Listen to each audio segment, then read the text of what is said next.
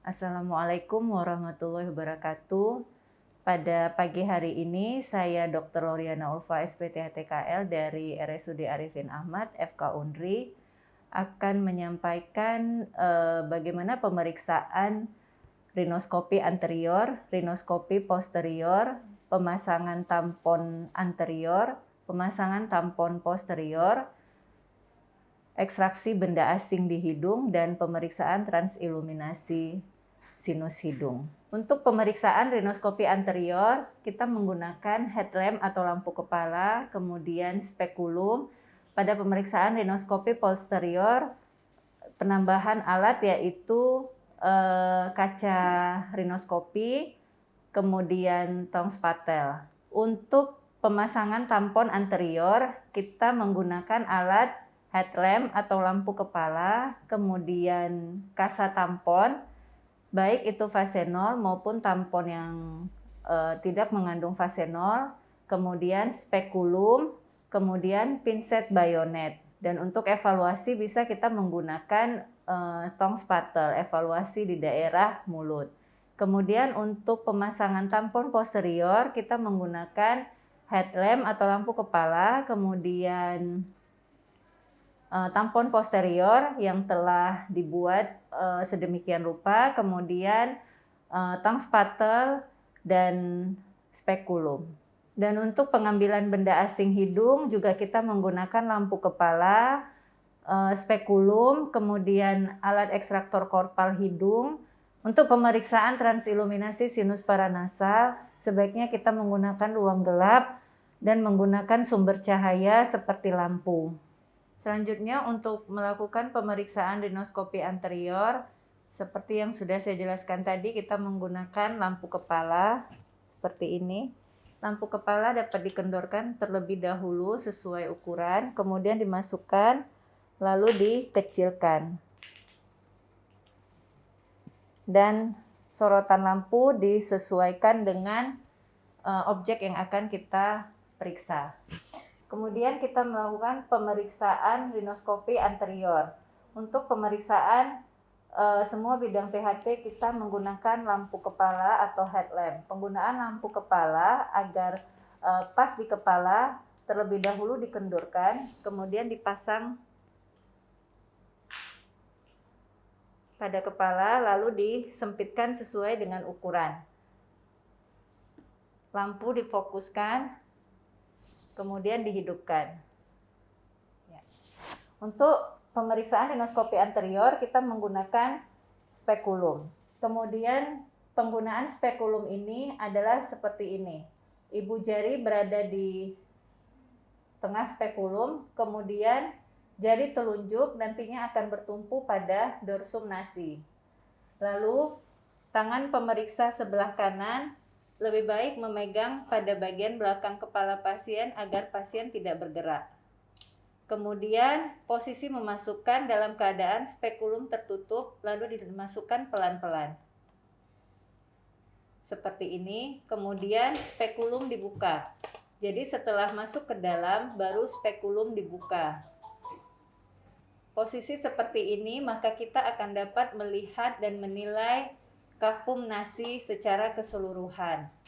Kemudian pada saat akan menarik spekulum, ditutup setengah, baru kemudian ditarik secara perlahan.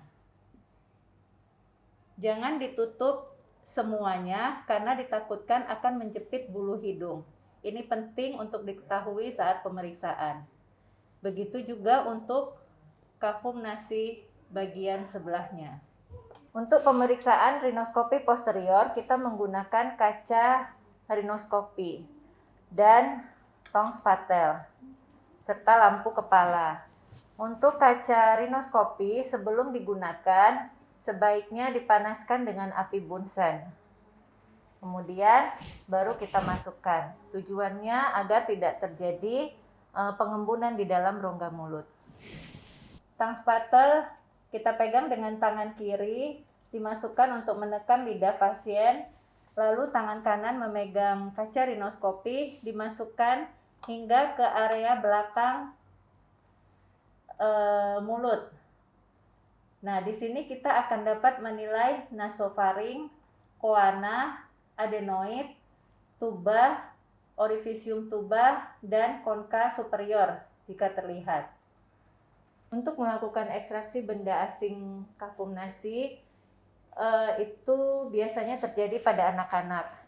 Maka si anak tersebut harus dipegang oleh ibu pasien dengan cara ibu atau orang tua pasien duduk di kursi periksa, kemudian anaknya dipangku, kemudian tangan dan kakinya harus dipeluk sehingga pergerakan anak tidak mengganggu pemeriksaan dokter. Kemudian untuk melakukan pengambilan benda asing hidung, kita menggunakan spekulum dan ekstraktor benda asing berupa alat seperti ini.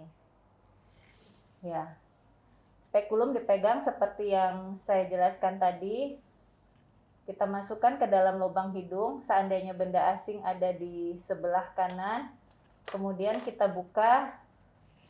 Kemudian ekstraktor benda asing diarahkan ke bagian atas kafum nasi, menyusuri benda asing hingga ke belakang, lalu kemudian ditarik.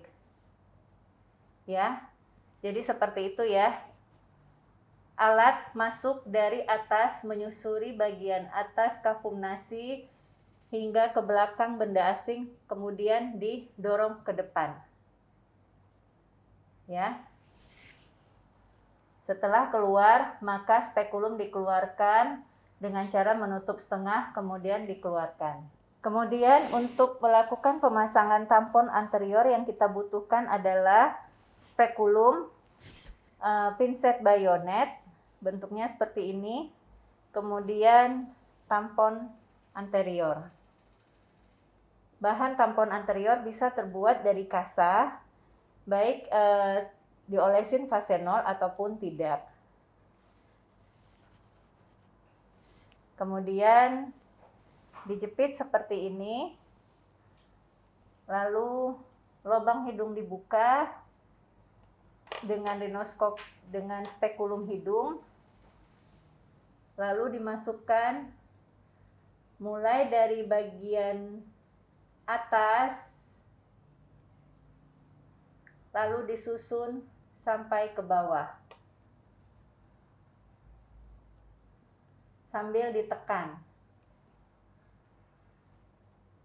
Pemasangan tampon anterior ini diusahakan sampai ke ujung lubang hidung, yaitu bagian koana. Kemudian dipasang padat sampai memenuhi kafum nasi.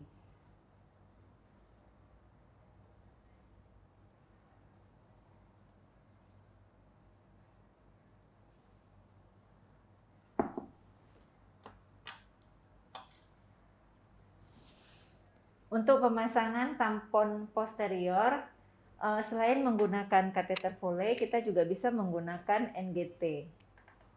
Ya, lalu NGT ini dimasukkan ke dalam salah satu lubang hidung, tentunya yang tidak berdarah agar visualisasi lebih jelas, hingga ke rongga mulut. Begitu terlihat di faring, begitu terlihat di rongga mulut, NGT diambil kemudian dikeluarkan seperti ini. Lalu diikatkan pada tampon posterior atau kita sebut dengan tampon belok. Tampon posterior yang diikatkan adalah yang 2 tali, sedangkan yang 1 tali nantinya akan ditinggalkan di dalam rongga mulut. Setelah tampon belok kita ikatkan pada NGT, lalu NGT ditarik dengan tujuan agar tampon belok dapat masuk ke dalam nasofaring. Tentunya dibantu dengan 2 jari tangan mendorong tampon belok ke area nasofaring sambil ditarik ke atas. Tali yang satunya dibiarkan di dalam rongga mulut dengan tujuan pada saat melepaskan tampon belok dapat dengan mudah kita mencari guidingnya, yaitu tali ini. Ya, kemudian 2 tali yang berada di lubang hidung dilepaskan dari NGT. 2 tali ini digunakan untuk memfiksasi kasa di depan rongga hidung. Namun sebelum kita memfiksasi tali ini, kita dapat memadatkan tampon dengan memasang tampon anterior seperti yang sudah dijelaskan tadi, sehingga tampon yang dipasang berupa tampon anterior dan posterior.